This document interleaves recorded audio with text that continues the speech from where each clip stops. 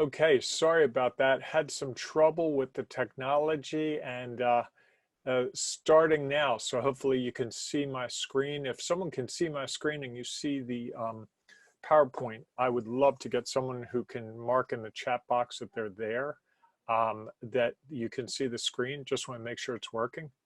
And I apologize for the late start. Gotta love technology. Um, Okay, let me check real quick. I got a couple people commenting. Let's see what chat says. Yes, okay, great. Then I'm going to get right into it.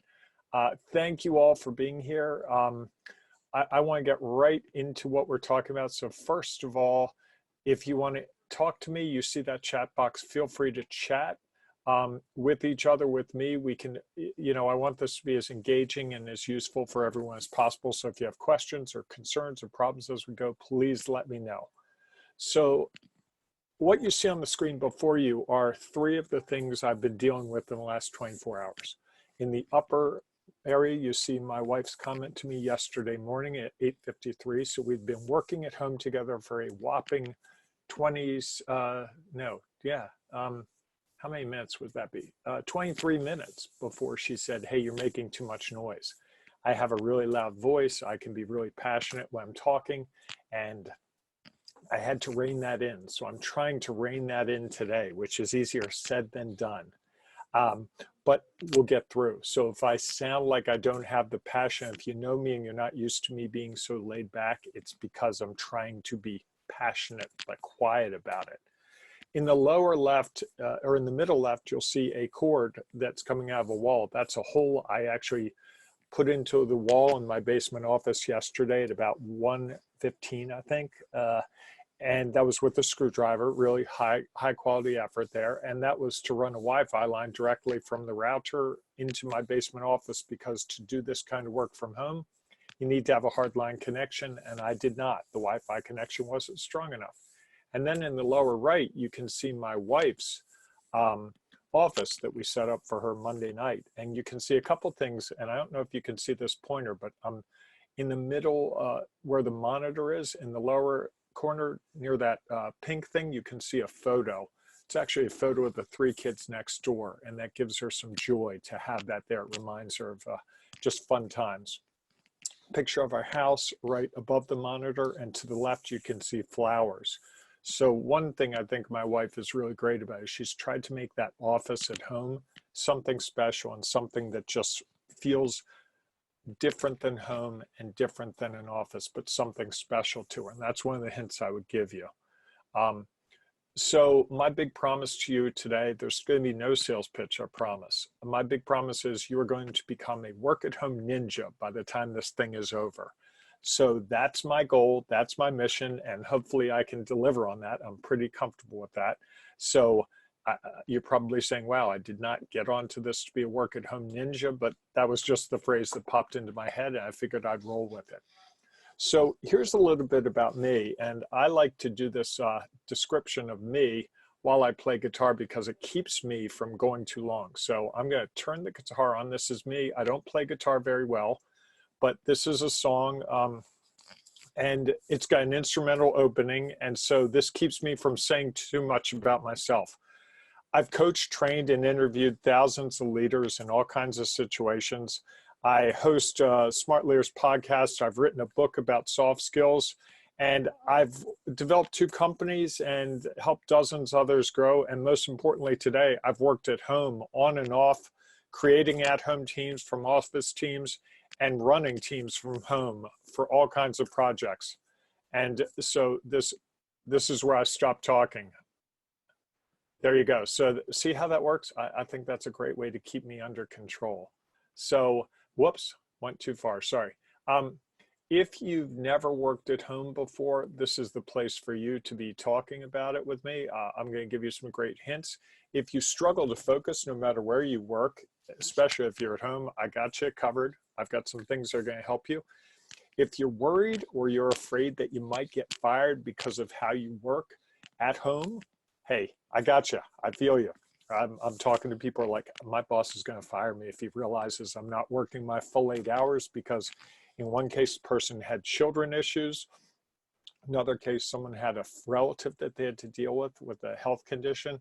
It's all kinds of those things that we have to be real about. And so we'll talk about that. And then if you find it difficult to work at home and you need some help, I've got some suggestions for you too about setting up process. So hopefully one or more of those resonates with you.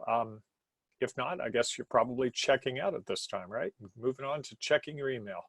Um, After you get done this webinar, I'm going to give you some clear strategies for succeeding at home, however long that is, if it's a week, a month, if it's longer. You're going to know how to overcome some typical challenges that people working at home have. And I think also with that, you're going to feel like you're not alone in working at home because you're going to hear common challenges that most people have. And then we're going to talk about ways to be more productive so you can actually be perhaps even more engaged and more effective when you're working at home, which is in fact possible. So my question for you right now, just to get a feel for where we are and to make this a little more interactive, what's your biggest challenge because you're working remotely? If you put that in the little question and answer chat box, I'd love to see it. Just give me whatever it is. You can be, I won't put names against it. I might give what you say, but I won't use your name. So you're free to comment however you see fit. While you think about that, I will give you some of the answers that I typically see and what I've gotten from talking to people and working with people. I've got a great comment, showing progress against goals. Yeah, that's great, Ed. That is that is the challenge, right? Having goals, but how do you progress towards them? And I think it's showing progress both yourself. Do you feel like you're making progress because you're not in the environment where you're typically doing the work? At least that's what I've found. And how do you show the people you're working with or your bosses that you're making progress? We will talk about some strategies around that. What you see here is typical things I hear from people. Got another one from Lisa, scheduling time. It seems the common work hours are being blurred. Oh boy, blurred lines would be the song of the day. How important is it to make a schedule and stay within those hours? We'll talk more about that, Lisa, but I just real quick, I would tell you that the 9 to 5 mentality is probably out the window because we're all dealing with life right now. And life is everything from the Amazon delivery of things that you need to have, essential items, to dealing with your children who have school that they're doing at home or keeping them entertained, to earlier I was talking to a relative about some logistics of moving selling our house and whether I could make an appointment. And those are the types of things. It's different. That would have been a 5-second discussion probably 3 weeks ago, and today it was more like 3 to 5 minutes. And that's just the reality. We have to accept that reality.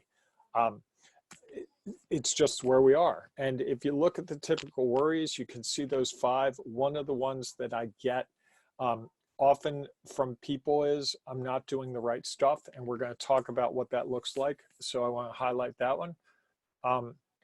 So here are some of the typical work at home issues. This comes from a study called the State of Remote Report, came out in 2019, so it's not that old. I should confess that this report came out before coronavirus.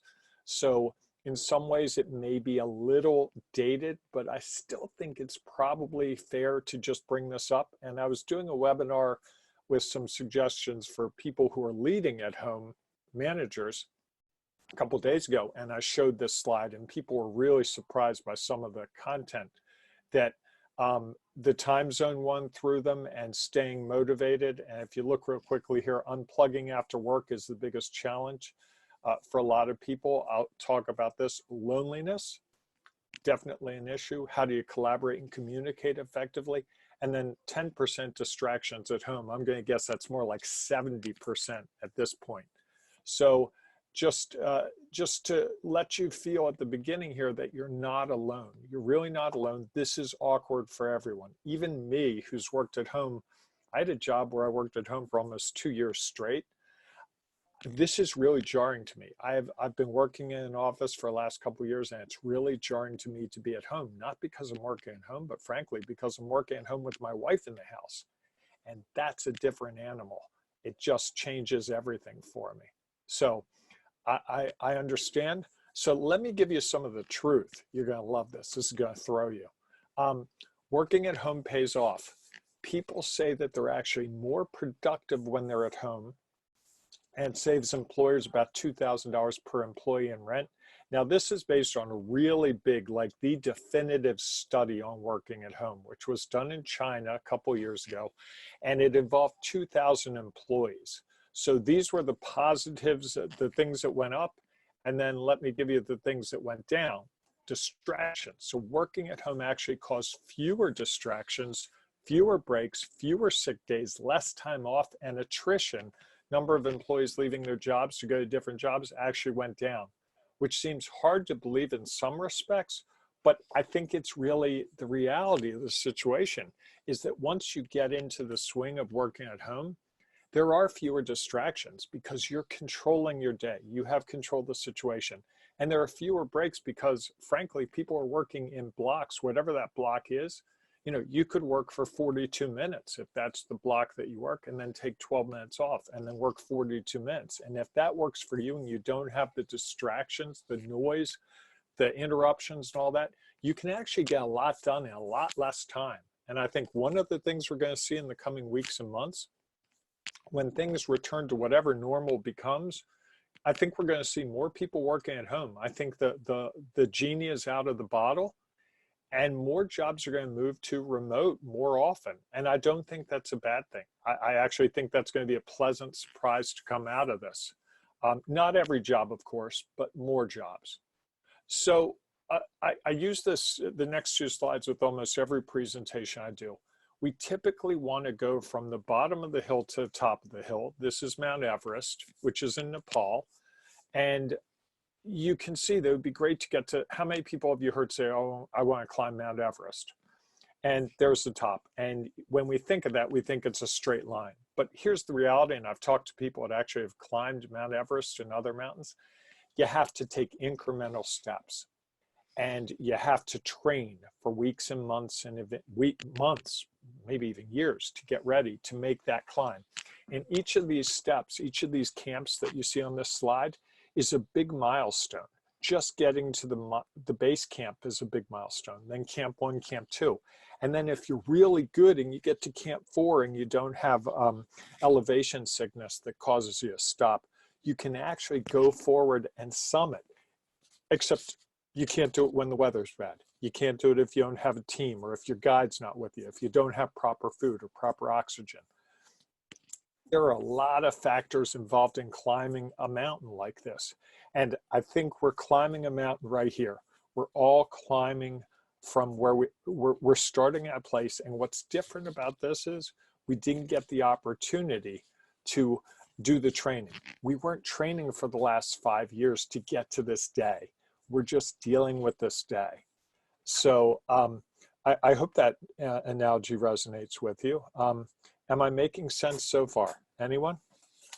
Good. I'm getting some comments that say, yes, I'm making sense. Okay. Oh, I love your mountain analogy. Super. Appreciate that. That always makes me feel good. So let's get right into some hints. I'm not going to read all these to you. I'll let you highlight I'll highlight a couple. The best thing to do if you're working at home is find a place that you can call your workspace. Ideally, it's a place where you only do work. That's good mentally, that's good physically. It's also, if you use the dining room table, it works, but especially if you have kids around or a spouse, it's hard to separate the dining room table from the work table. And the more you can make it a workspace and be work only, the better off it can be. That's why I like what I showed you earlier, that picture I took of my wife's workspace. It is a dedicated space. I haven't done anything. Actually, I left her a note on there this morning, just being funny. But I try not to walk by her as much as possible. It's hard because it's on the way to the kitchen, but I'm trying to respect that space as hers, just like she's trying to respect my space in the basement office as my own. And it's also, it's great to be able to shut the door. It's great to be able to leave work stuff out. And ultimately, it's about finding an office space. It can be, I know people working in their garages. I know people working on their enclosed porches. I know people who have taken the guest room and turned it into an office, a makeshift office. I know people who, you know, they've taken up the second bedroom of their apartment and used it. Not everyone has that luxury. I totally get that. But if you do, it'll really make things a lot better.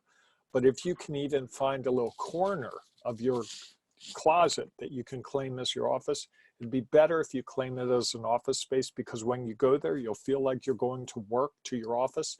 And when you leave there, you'll feel like you're leaving work. And both of those things can be really critical to your success. Next thing, start your day like work. If you showered before work every day a week ago or a month ago, then I would recommend that you shower. Yesterday I wore a sweatshirt all day and didn't shower, and I felt off. Today I will confess I didn't shower or shave, but I did put on a nice dress shirt, and I'm dressing like I look for work. And I also went into the same routine this morning. I ate breakfast, I checked the news, I write daily affirmations every morning. I wrote my daily affirmations today. I checked my email. I did everything like I normally do. And the more you can get into that routine and do it each day, the better you're going to be equipped mentally that you're going to work. Even if you're in your home, you're going to work. And when we talk about progress against goals, one of the things I think you can do, you can mark progress by having a routine.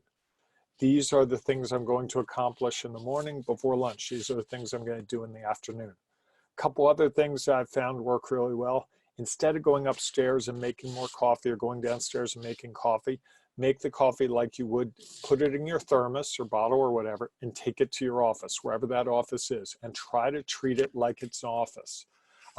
Really, the more you act like you're going to work, the better off you're going to be. But recognize also that one of the things that we lose when we don't go to work is we lose the ability to get ready for work on the drive or the commute. We don't have that time to get prepared. A lot of people do their thinking about what they're going to do during the workday when they're actually in their car driving to work or on the bus or on the subway. So if you're losing that time, you need to build in some time to do that planning. I think, Ed, that's a way to look at progress against goals. What are you trying to do today? And really being specific about that time. And then at the end of your workday, whenever that is, closing the door or shutting down the computer, whatever, and then saying, okay, I need to compress for 5, 10, 15 minutes, whatever your normal commute is, whether that means now your commute is going to be walking around the block or doing some yoga or whatever it is, you need that time to separate the two. Because when we blur those lines, it's going to be really difficult. It's going to be really difficult with a spouse. It's going to be really difficult with children if you're still thinking work when you're in the family time and vice versa. Now, it's going to happen during the day from time to time. I get it, because if you have kids in the house, you're going to stop and make them lunch. But that can be your lunchtime. If one of your children comes and says, I'm having trouble with my schoolwork, and you help them, that's fine. But when the day is over, whenever that time is defined as the day is over, that's when you want to end your work day. So the more you can act like going to work, the better off you're going to be. And in terms of that routine, do the same thing at the same time. Schedule breaks. If you worked in an office, you would take a break at 10:30 or 10:15 to go get another cup of coffee. Do it at home the same way. And try, I know it's impossible, but try to limit interactions with other people when you're at home. The more you can be in that work zone and really commit to it, the more you're going to get done in a shorter time. I will tell you, 5 hours of hard work doing things this way for me is equal to 8 hours in an office. It has been from the first day I worked at home. It's just amazing. So you may find that you can be more efficient in less time. And you may also chunk times and go, well, I got to deal with my kids because they're going to get up at 9:30 because they're sleeping late, and they're going to be busy with schoolwork till 3. So you might work from 5 to 8:45, and then you might work in the evening. Whatever that looks like, I think the time, again, we're not going to be in the 9 to 5 mindset anymore. It's just not going to work for us. Next, get buy-in. Help your kids understand what's going on. Help your spouse understand what's going on. Help them understand what your schedule looks like. So my wife and I were talking today. We want to go buy a printer for our home, another thing that we need. We had a printer, it didn't work, and now we've got to get another printer for home. And we're going to go pick up the printer this afternoon. We mapped out who was doing what each part of the day and when we could get free to go do that. We also have tried a little bit, not as much as we'll probably start doing really soon, scheduling things so we know when the other person is doing things. I know I had a call last night and she had a call and she moved up to the second floor and I was in the basement because I'm so loud. And so, you know, we're starting to deal with challenges. We're trying to address concerns head on. And I think that's really, it can be difficult, but it's really important. And dealing with issues, whatever they are, it's better to get out in the open and deal with it today than let it fester for the next 3 to 5, 7 weeks, whatever it's going to be. And hold out carrots. Hey, if we do these things, if you give me 3 hours this morning to work on things, I'll make lunch for the 2 of us. Oh, that sounds great. With the children, hey, you know what, guys? If you give me till 3 o'clock, at 3 o'clock, we're going to do something fun. Let's go to the park and we'll go bike riding, whatever. Carrots really can help. And also, challenges are coming. It's not easy working at home. It's not easy. Believe me, I've done it just myself in the house. It's hard at first for everyone, but doing it with your family there is going to make it even harder. So expect that, accept that, and then don't overreact. This is the learning process like everything else in life. So take the time to learn. Just learn what you can each day and maybe be grateful for the things that you have along the way. Hey, I'm grateful that I got 3 hours this morning to work on things. Or I'm grateful that I have a house big enough that my wife can be upstairs and I can be downstairs. How amazing is that? I think the more we look at the positives in this current situation, the better off we'll be. And then I'm a firm believer in setting up that to-do list for tomorrow today. Before you close the book on today, before you stop your day of work, figure out what you need to do tomorrow. You will be amazed at how much more you can get done when that to-do list for tomorrow is sitting on your desk waiting for you, or it's sitting in your to-dos on your computer. When you first get to work tomorrow morning, it's going to be so much easier. And then also mark off when you achieve something, little wins. Really mark it off. In fact, I would love to see, you know, on Facebook, people celebrating little wins. Like, you know, my kids left me alone for 3 hours and I got a whole lot of work done this morning. Or I had a great call with one of my clients. I never thought I could do that at home. Those types of successes are really critical, and marking them is really critical as well. So really enjoy success, celebrate success, and get a buy-in on success even. You know, let the people around you understand why this is important. They may not know. You know, your children may have never seen you actually work. This is new for them. Help them understand what work is, and maybe, if possible, get them involved in it too. They could do some things. They could, you know, they could file some papers. They could shred some things for you if they're young. I don't know how young you want shredding. I mean, I've done it with kids 5 or 6. They love it. If they're older and they can do something to help you, let them help you. Let them see. Let them invest in it. That's one of the things I think, you know, could come from this. People could start to learn what it looks like to be involved in work more. Talk. When we work at home, we tend to get isolated. One way to overcome that isolation is to talk to people. Talk to your leaders, your managers, talk to your colleagues, talk to vendors, talk to your clients, whoever it is. Anyone and everyone. Really chat with them.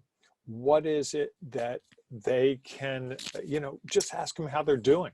I got a text from someone this morning, just checking in. One of my clients, a friend, hey, just wanted to see how you're doing. It's like, oh, that's so great to hear from him, to know he's thinking about me. And it's also a way that if you're worried about the isolation, the loneliness, talking to other people is one of the ways to overcome that. It doesn't have to be about work. You can take 5 minutes and just talk to someone. I promise you, it'll pay off. You're going to be so much more efficient, so much more effective. It'll be a good thing. Next, make it a work day. Set hours for yourself. Be specific. really commit to a period of time and work hard during those hours. One of the things I found really caused me some trouble along the way was when I was dropping into my office. I would just work for a little while and then go do something else, work for a little while, go do something else, work for a little while, go do something else. And that just wasn't working really well. When I got really serious about this is work time, I'm going to be in my office, I'm going to work on whatever it is, whether that office is a tiny laptop desk on your sofa or that office is a full room, whatever that is, being really committed to it and doing the work during the work and not working when it's not work time. Otherwise, I will tell you, you will bleed, the two will bleed in, and you'll be checking your work email at 9 o'clock at night, then at 11 o'clock at night, and you will have no distance from your work, and then you'll get bitter. Been there, done that. That is not the right answer, trust me. So really being specific about what is your work day. It doesn't have to be 9 to 5, it doesn't have to be 8 to 4. It could be 8 to 11, and then 2 to 6, whatever. But being specific, this is when the day starts, and this is when it ends. Next, avoid distractions. How do I put this? Well, I kind of like to watch TV while I'm working. It's just background noise to me. It doesn't really bother me. You know, an episode of Friends or CNN, I barely even pay attention. Sometimes I don't even have the sound on. But it's in the background. And if you were to look at it, you'd think I was watching TV all day. But I'm actually working. I like to have noise around me, so that's one of the ways I do it. But I can see how for some people, if the TV were on or even available, it would get in their way. Avoid social media. One of the things I can tell you is people are on social media now more than ever because even though they're working, they're checking social media a lot. I can tell you because the activity on my stuff is higher than it's ever been. And avoid social chatting. Social chatting, I mean, is you know, the neighbors outside and you go out and talk to them for an hour, something you wouldn't have been able to do if you were working in your office and suddenly you have an hour to go out and talk to your neighbor.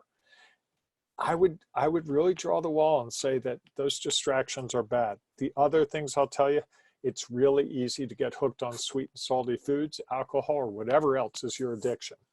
It's real easy, I can tell you. Now, if you have something that is a really good reward, that, you know, a piece of chocolate, binge watching an episode of some TV show, or going out and talking to your neighbor, and you can hold that as a reward at the end of your workday, I think that's great. But I would really try to avoid many of the distractions. Like someone was telling me the other day that she was going to work at home. She couldn't wait to be able to do all this cooking while she was working. It's like, well, how's that going to work? Well, I'll put the cake in the oven and leave it in there for an hour, and then I'll come back and check on it. That's a distraction. That's going to make her less effective at her work. And when I said that to her, she was kind of surprised. She's like, but I'm home. You're not home. You're at work, and your work is now at your house. And so avoid doing the laundry.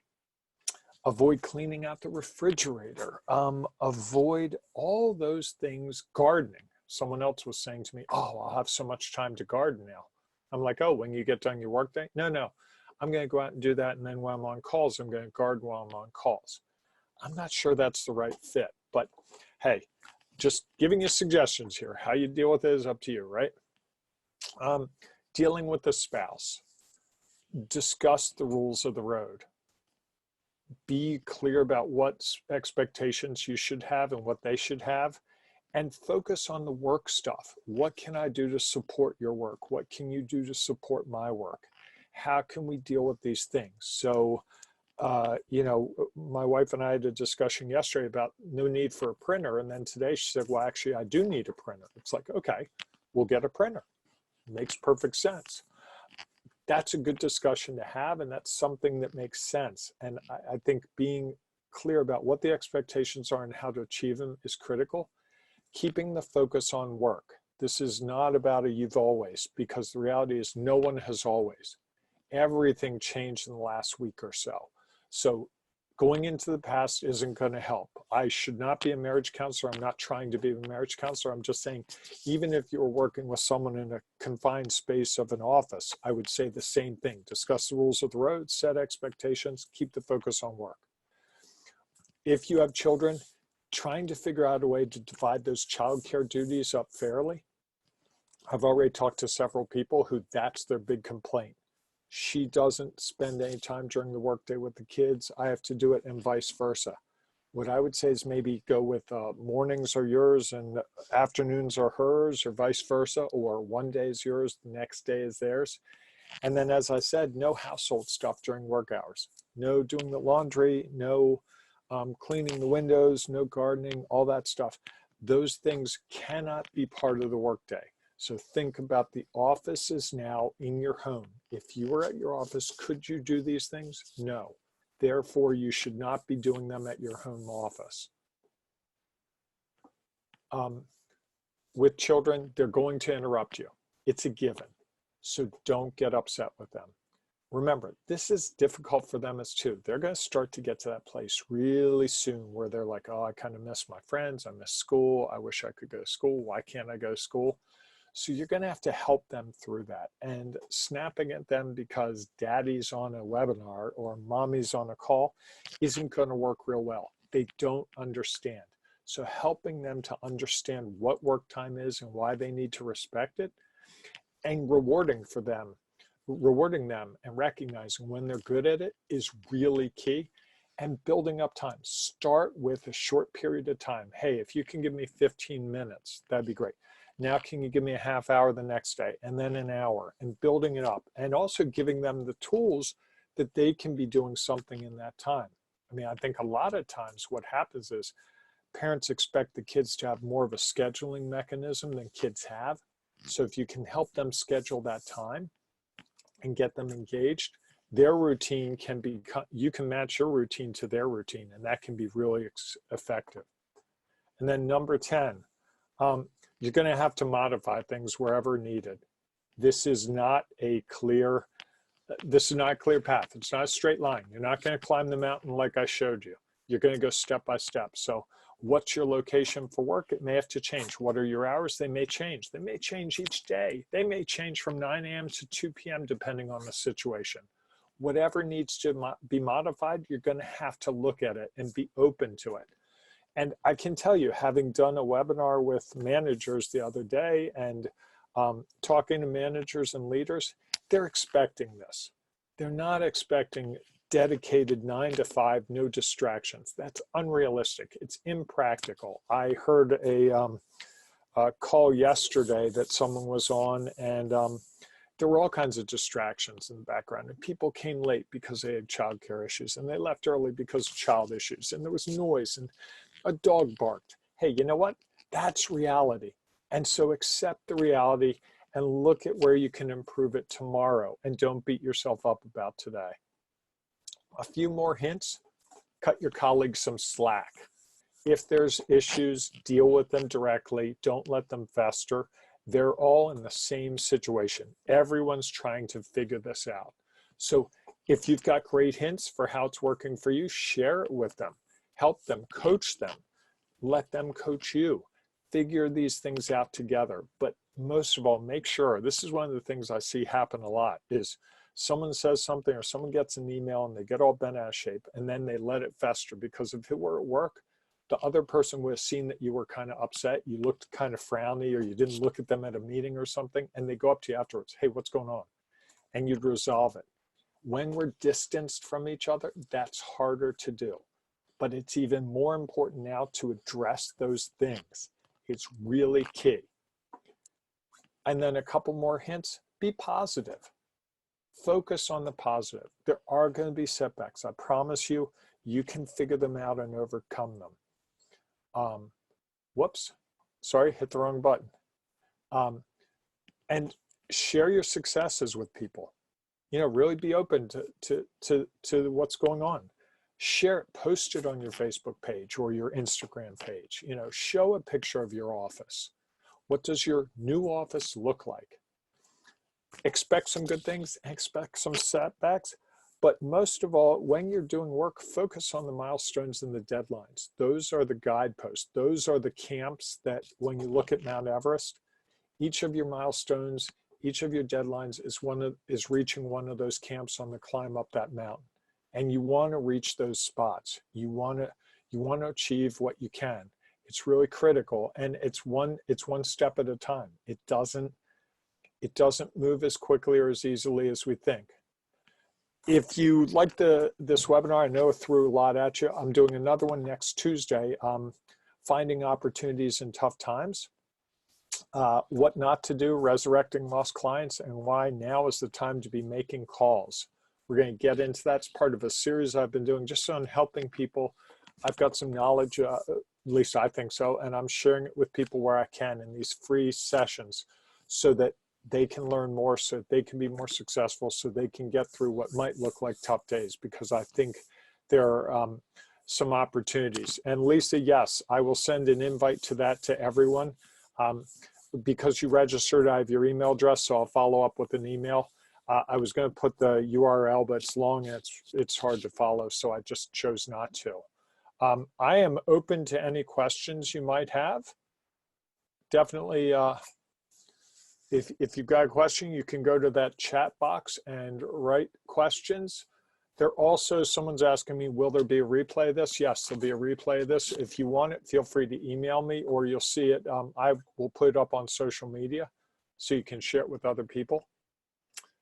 I don't have any other questions. So with that, I'm gonna, hey, guess what? It's 20 till the hour, which means I just gave you 20 minutes of free time to go out and do something really great. So I hope what I've talked to you about today has been really valuable. I look forward. If there's something that I didn't cover or some specific issue that you have, you can always reach out to me.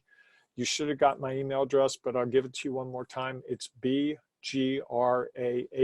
so bgraham at breakthroughsolutions.co. That's co, not com, co.